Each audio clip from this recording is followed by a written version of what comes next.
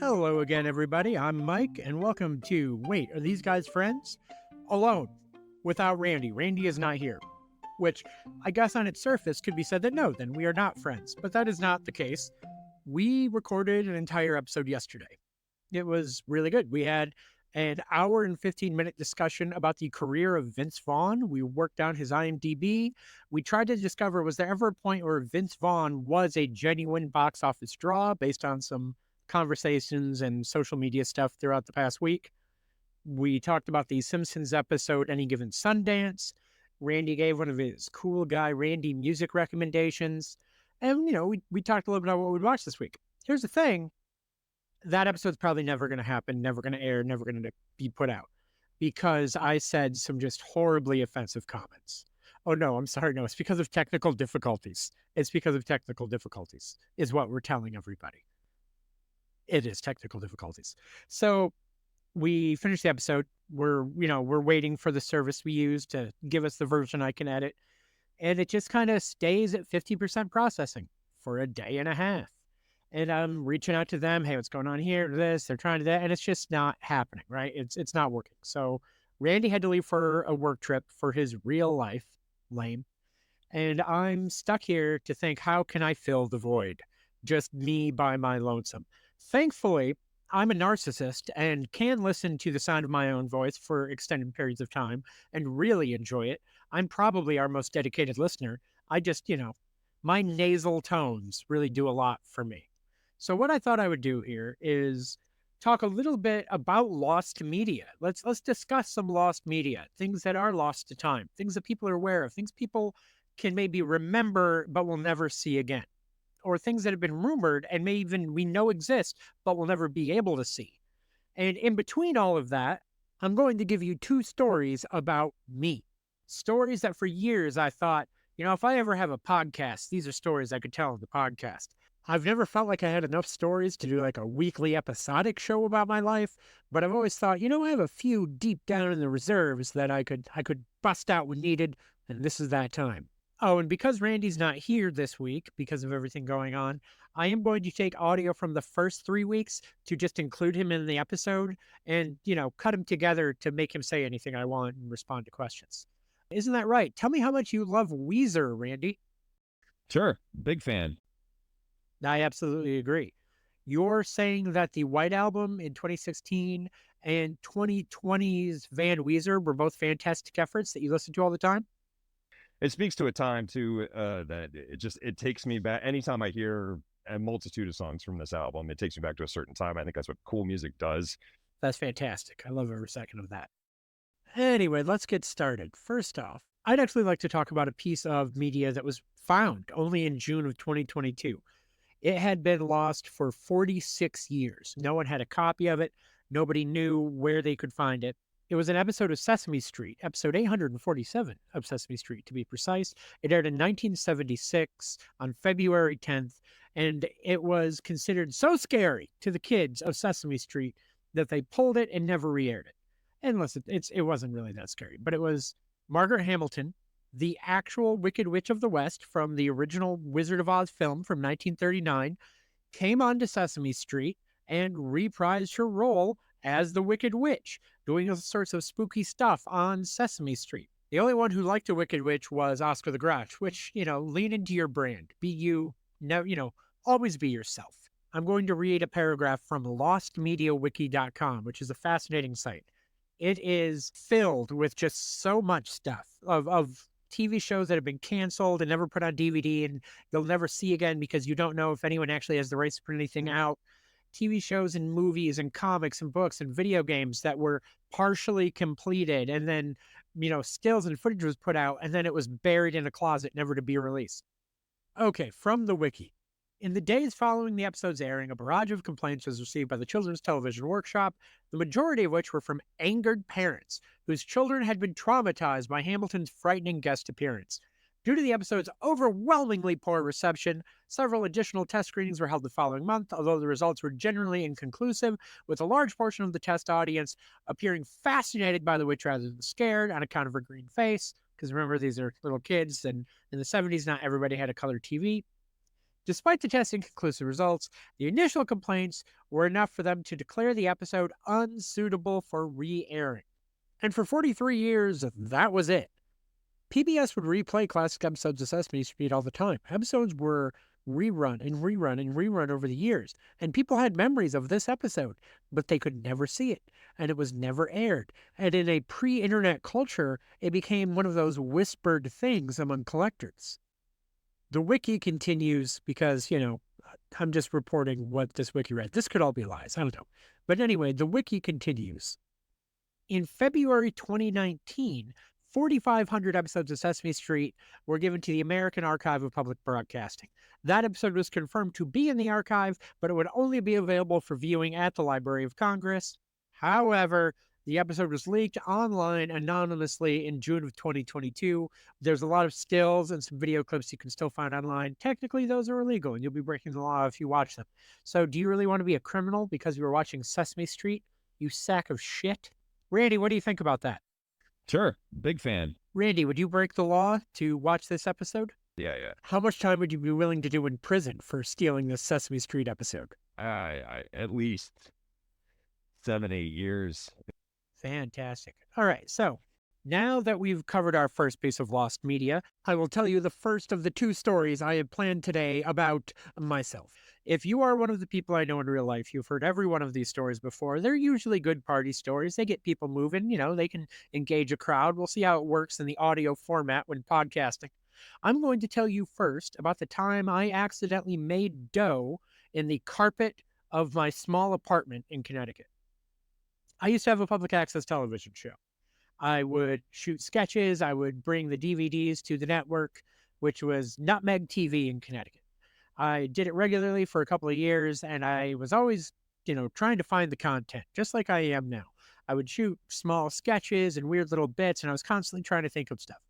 There was one dumb bit, I don't even remember what it was, but it involved doing cocaine because I was, in my 20s and a real cutting edge comedian. It was probably not very funny, and I stopped doing the show because it was like you do 2 years of shows and you get like 10 good bits because you're just grinding. Anyway, so I shoot this bit and I take flour for the cocaine and I just smush it all over my face and I do all this dumb stuff and it's in my carpet and I think, oh, I really need to clean that. I should vacuum that. I'm going to do that. And no, I'll do it later. I'll take care of that later. I'm going to start the dishwasher and I'm going to take a nap. So I go take a nap after starting the dishwasher and I wake up to some noise, like a clinking and gurgling, like I don't know, what the hell is that? A pipe had burst, water had spilled out of the dishwasher in my kitchen and rushed into the adjacent room where all the flour was still in the carpet. And the water and the flour had mixed into the carpet, forming a rudimentary dough in my carpet. And I thought, what the fuck am I going to do here?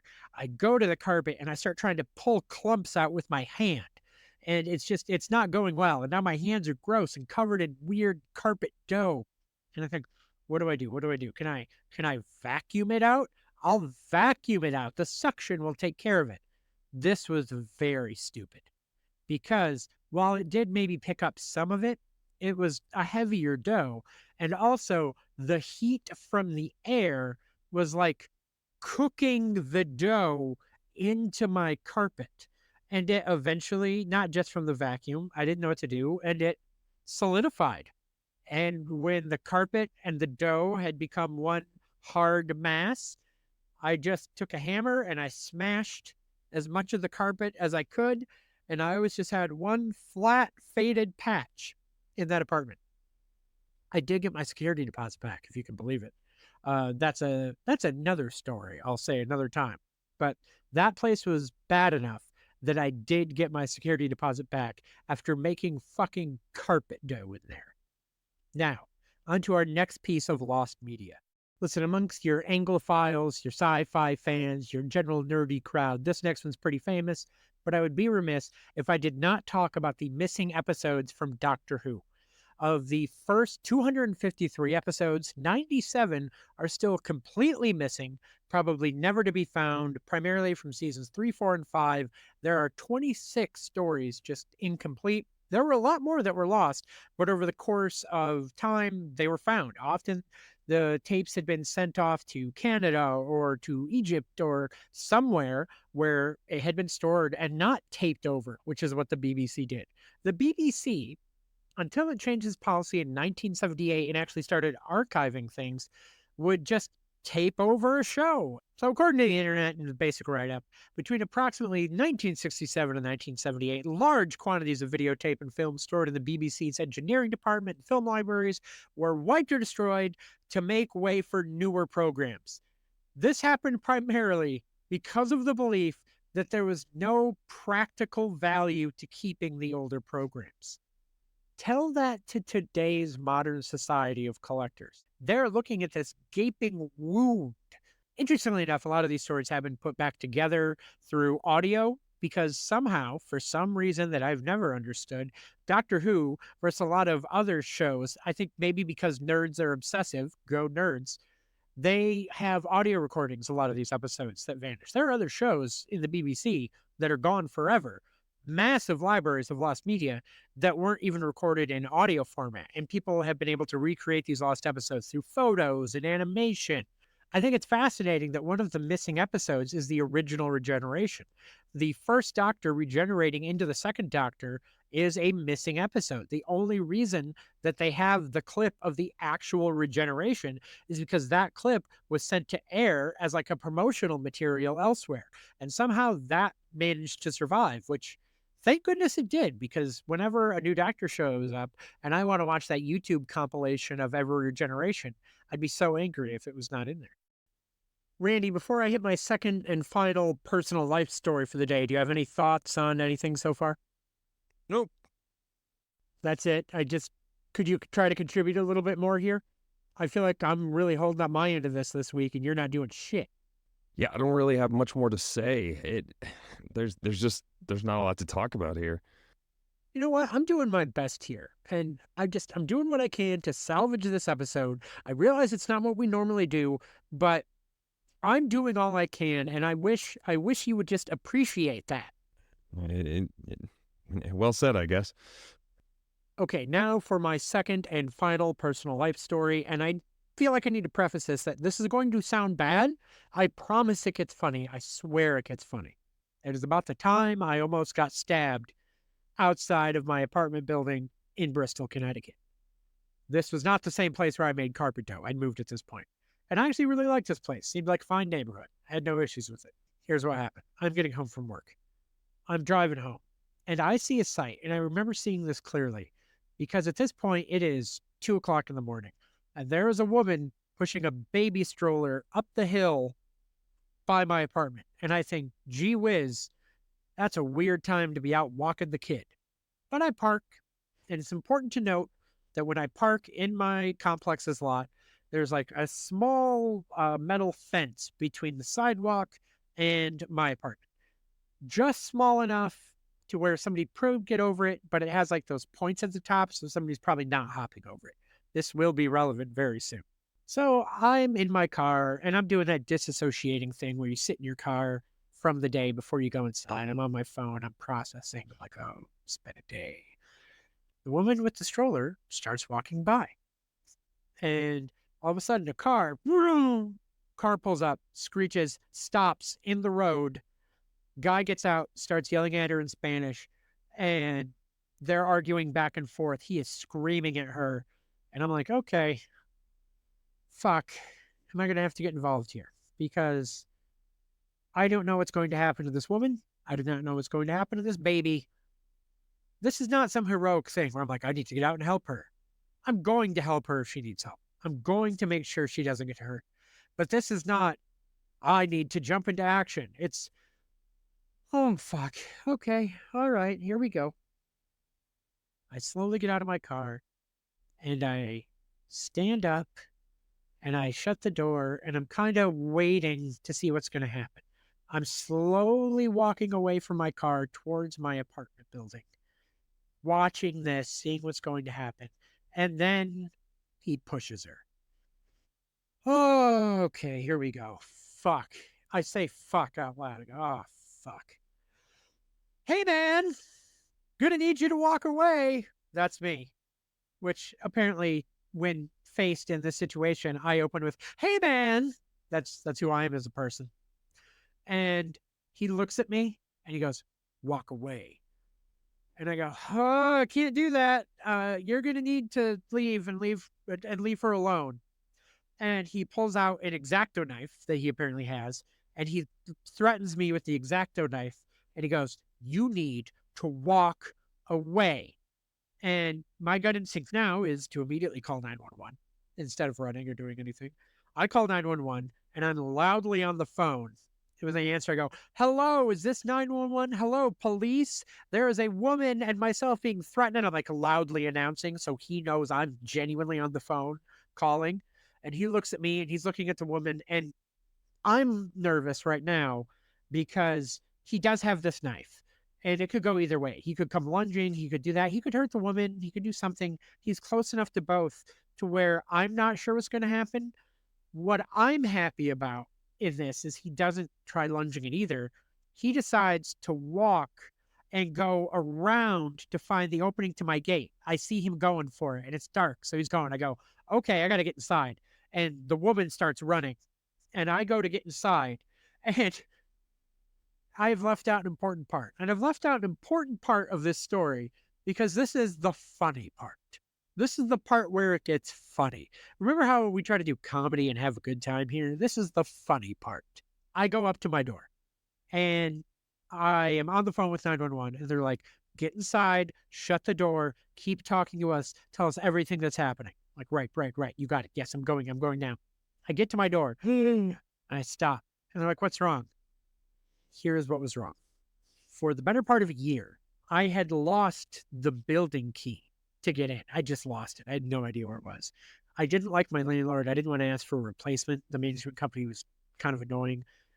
And it was fine because I had my cell phone. And you could buzz yourself in from your cell phone. You just call the intercom, it calls your phone, you buzz yourself in. My friends were like, that's so annoying. Why would you do that? I go, it's fine. It's fine. Suddenly, I'm being chased by a guy with a knife. And I'm on the phone with 911 and they're saying, get inside. And I'm like, oh no, I have to hang up on you. And they go, you have to hang up. I go, I have to hang up on you to get inside. They go, don't hang up. I have to. And I hang up and call my fucking intercom. And it's the loudest noise in the world. And I'm looking and I've lost track of the guy, but I can hear his footsteps and I don't know where he is. And I, and I hit the thing and I'm waiting and it says beep. It's like a fucking dial-up modem. It's like beep, beep, beep, beep, beep, beep, beep. And finally my phone starts ringing. I hit the thing, I run in, I slam the door shut, I call 911 back and I go, hi, I was just on the phone and I had to hang up and I can explain, but I'm safe now. I'm like, okay. Okay, yep, we have you. We're okay. Everything's good. Do you see the guy? I was like, no, he ran off and the woman ran off and I don't know what's going on. They're like, okay, just stay calm. We're going to send some officers by. We're going to see what's going on. We're going to find out what's happening. Okay. So the cops swing by. I give my statement, blah, blah, blah. I didn't hear anything the rest of the night. That's the funny part, right? And that's really where my part in this ends. I do have an addendum. Okay, so I can't remember the name of this app because it was at least 4 to 5 years ago, but it was kind of in the wake of Pokemon Go, where suddenly like geo tracking was big and you could tag where you are and what's going on and like record a video. And I don't think it was Snapchat. Maybe it was something on Snapchat. But here's the addendum. The next morning, I'm like, that was insane. And I'm telling friends, and somebody messaged me and they go, isn't this by your apartment? I go, what? What's by my apartment? Somebody had like geo-tracked a trail of blood that they followed, and they sent me the video and they're like, isn't this right by your place? So yeah, right by my place. And I'm like, what? First off, I'm watching this video and I'm like, why the fuck are you following the trail of blood in real life on this geo-tracking app thing? And they follow it, and the trail of blood leads about 2 blocks away to the hospital. Then I looked up, I was like, oh my God, something happened. I looked it up, like local police news, things like that. They did say that they had found a guy in my area. They tracked him to the hospital. They found him. They arrested him. He had been doing some self-harm stuff, but they got him. Everybody's alive. I'm fine. Lady's fine. Baby's fine. Hopefully he got the help he needed. I realized that the ending to that, after all of that insanity with some funny moments, I think spread throughout, isn't exactly the most uplifting, happy way to end. But that's okay, because we're going to get even more depressing. That's right. I said it. We're going to get even more depressing with our third and final piece of Lost Media. The last piece of Lost Media we're going to talk about today, piece number 3, is The Day the Clown Cried. I think it is my duty to let you know ahead of time that this film and discussing it has a lot of trigger warning material and a lot of trigger warning opportunities. It could raise some feelings you don't want to feel. This movie should never have even attempted to have been made. It's good that it was never released, but its making is fascinating, but its content is terrible. It is Jerry Lewis as a clown during the Holocaust. Let's discuss it. The Day the Clown Cried was being made in 1971 by comedian Jerry Lewis. The plot is about a down-on-his-luck circus clown, an unpleasant egotist of a man who becomes a political prisoner in a Nazi concentration camp for drunkenly mocking Adolf Hitler. As you should do. Fuck that guy. However, while there, he discovers a receptive new audience in the youngest prisoners, the children of the concentration camp, and ultimately volunteers to lead them into the gas chamber, remaining to make their last moments happy and perhaps earning some redemption himself. Yes, this is what I think is maybe the most legendary, never released, but we all know it exists film of all time. The concept alone, it was very publicized that he was working on this movie in the 70s. Everybody was aware of it, and everybody knew what the plot was. There was a mystery about this film while it was being made, because the concept that Jerry Lewis was making a concentration camp film in 1972, it's a little shocking. Harry Shearer, what I love about this moment is every week we talk about The Simpsons. I'm not able to do that this week. But Harry Shearer, who voices Mr. Burns, Principal Skinner, Superintendent Chalmers, among many, many others, is claimed to have seen a rough cut of the film in 1979, and he described it as such. Seeing this film was awe-inspiring, and that you are rarely in the presence of a perfect object. This was a perfect object. The movie is so drastically wrong. Its pathos, its comedy are so wildly misplaced that you could not, in your fantasy of what it might be like, improve on what it really is. Oh my God, that's all you can say. It's as if you flew down to Tijuana and suddenly saw a painting on black velvet of Auschwitz. You just think, my God, wait a minute, it's not funny, and it's not good, and somebody's trying too hard in the wrong direction to convey this strongly held feeling. Jerry Lewis eventually shared this view as well, insisting in later years that the film was bad, bad, bad, an unsalvageable mistake in tone and taste. He has rarely discussed the film, but when he has said that he is embarrassed of it and ashamed of it because he slipped up. He says, I didn't quite get it. I didn't quite have enough sense to find out why I'm doing it, and maybe there'd be an answer. It was reported by the LA Times in 2015 that a copy of the film had been donated to the Library of Congress by Jerry Lewis with the condition that the film not be shown for 10 years, which means that's next year. I'm talking about Lost Media. We might see this terrible, horrible thing that we probably shouldn't see next year. In 2016, roughly 30 minutes of footage from the film was discovered on Vimeo. The footage included dubbed film scenes from the German documentary about the film. In 2021, the Library of Congress did confirm they have the original unedited 35mm negative. They also received a behind-the-scenes print. Neither print is complete with sound. Neither have been digitized. But purportedly, they will be able to release some of this footage in 2025. But they probably fucking shouldn't. That was not in the article or any reports. That was me saying that. Don't release the footage of this movie. Honest to God, I feel like in the early 2000s, you could have released it. It would still have been tasteless. It still would have been horrible. But it wouldn't have galvanized, I think, a base of people who weirdly would want to see this. I worry that those crazy people are more prevalent in the world now. From a filmmaking, historical, cultural standpoint, I am fascinated by the story of this movie, but bury this and never actually release it anywhere.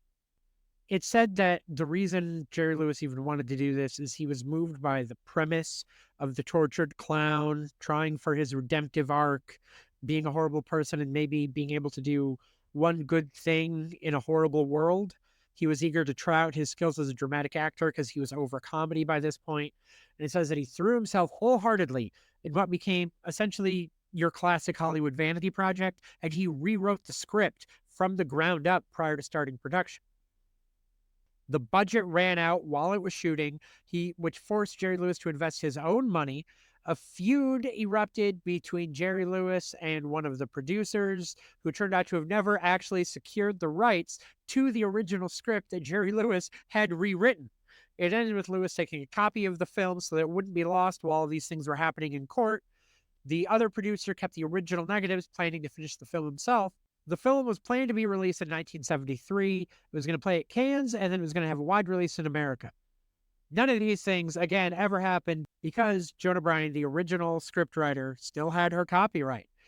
If this sounds at all familiar to you, yes, this does kind of sound like Roberto Benigni's Life is Beautiful. However, I cannot imagine Cinderfella or The Nutty Professor turning this into a good, worthwhile film. Randy, is there anything you would like to say about The Clown Who Cried and this terrible movie that should never, ever be released? I will say there is something to the fact of the redemptive part of it within the struggle or whatever like that, where he's it feels like he's turning a corner on that, and so that does have a happier vibe to it, and it's nice to have that amongst the other things. I'm sorry. Please remember, he is not actually here. If you've forgotten, I am taking audio clips from other weeks, and I needed to put something in for it before the end of the show, and I remembered that quote. Oh God, he's gonna kill me. He's gonna fucking kill me for that. I won't be here next week because Randy will have murdered me. I don't care. That was so perfect. So yeah, that is this week's episode of Wait, Are These Guys Friends? And after that last bit, no, we probably definitely are not. He's going to take me out. But I know we had a lot of things planned for the episode that couldn't air. I really hope we get it sorted out, all the technical stuff. I've reached out to some support team people for the service we use. They are looking into it still. It is not a no yet. I hope we can get that episode. If we do, I'll upload it next week. It'll be great. And if we don't, we'll record something new because I can't see trying to recreate the conversation we had the previous week. It wouldn't feel natural. But with that, I'm going to beg and plead for that 5 stars on any platform you're listening to this to. It genuinely does help. If you can leave 5 stars, the more 5 stars we have, the more we get seen. Leave a review so that we know you're, listening. We'll read the review in the episode. We've done it once already. Send me an email at Mike Barcode. That's Mike, MikeBarcode @gmail.com, MikeBarcode@gmail.com. If you have anything interesting that you'd like to talk to me or the show about, you can find me at that same name on TikTok and Instagram if you want to engage on the social medias. But this has been a weird one. I know this has been a weird one, but I wanted to get something out for you guys today. Randy, any final thoughts? Nope. No? Okay, great. We'll see you all next week, hopefully. Bye, everybody.